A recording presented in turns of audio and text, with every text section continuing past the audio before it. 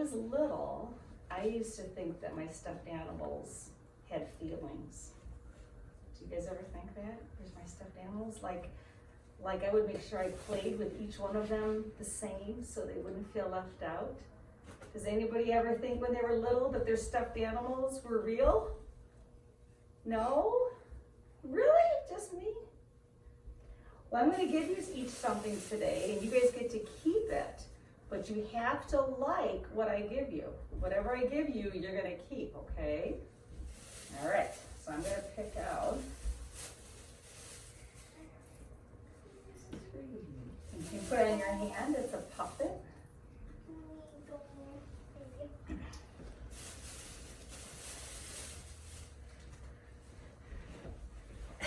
And you read? All right, that's for you. Thank you. Now what do you guys all have? What do each of you have? A sheep. A cute little sheep. Do you have a cute little puppet? No, you don't have a cute little. Yours is kind of like pokey and kind of funny looking. I'll give it to my sister. Do you like it? Yeah. Yeah? But yours is kind of different from the others. Is it still cute? What do you think? Would you rather have the pokey, funny looking one or the puppet? You don't know? You're a little picky? All right, so you guys get to hold those as we're reading them and you can take them home, okay? And maybe they want to move with the story. All right, so here's the story. The Other Side.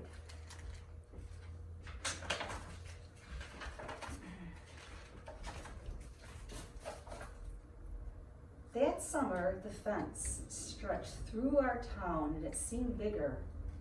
We lived in a yellow house on one side and the white people lived on the other.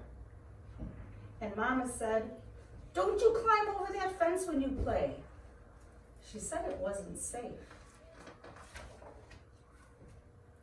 That summer, there was a girl who wore a pink sweater, and each morning she climbed up on the fence and stared over at our side. Do you see her? Sometimes I stared back. She never sat on that fence with anybody, that girl didn't. And once when we were jumping rope, she asked if she could play. There they are. And my friend Sandra said no, without even asking the rest of us. I don't know what I would have said. Maybe yes, maybe no. What would you have said if you were her to the little girl? Would you have said yes or no? Yes.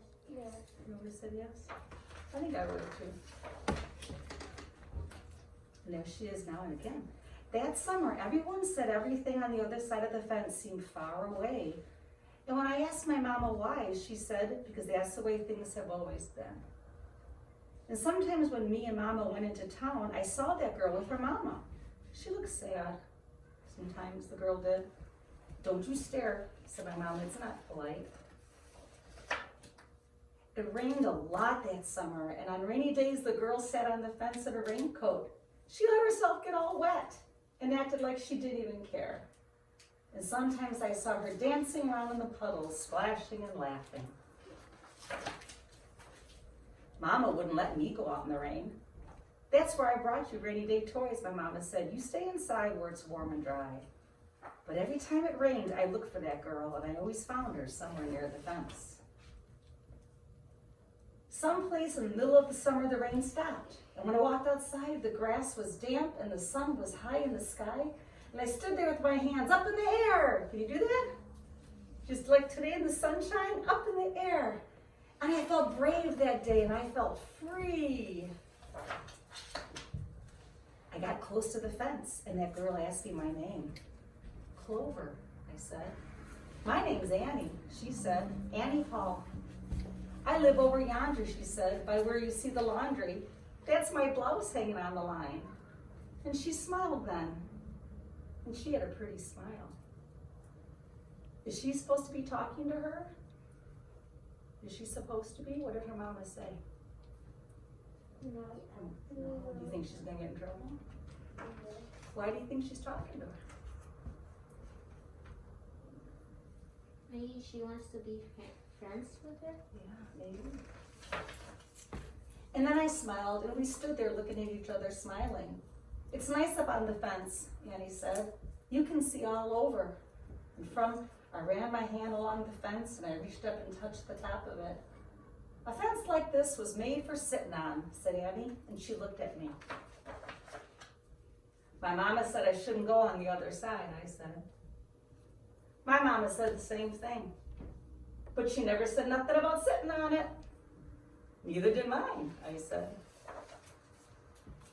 So that summer, me and Annie sat together on that fence. And when Sandra and them looked at me funny, I just made believe I didn't care. Some mornings, my mama watched us, and I waited for her to tell me to get down from that fence before I break my neck. But she never did. I see you made a new friend, she said one morning, and I nodded and Mama smiled. And that summer, me and Annie sat on that fence and watched the whole world around us. One day, Sandra and them were jumping up rope near the fence, and we asked if we could play. I don't care, Sandra said. And when we jumped, Sandra and me were partners, the way we used to be. Look who's playing. Who is that playing with them now? Remember her name? Annie? Annie, yeah. When we were too tired to jump anymore, we sat on the fence, all of us, in a long, long line. Someday, somebody's gonna come along and knock this old fence down, Annie said. And I nodded. Yeah, I said, someday. You think that fence should be knocked down? Would you want to go knock it down? What do you think? Would you like that fence to be knocked down and go away? Why? Why should that fence be knocked down? So they can have more space and people can come together. Yeah, people can come together and have more space, right?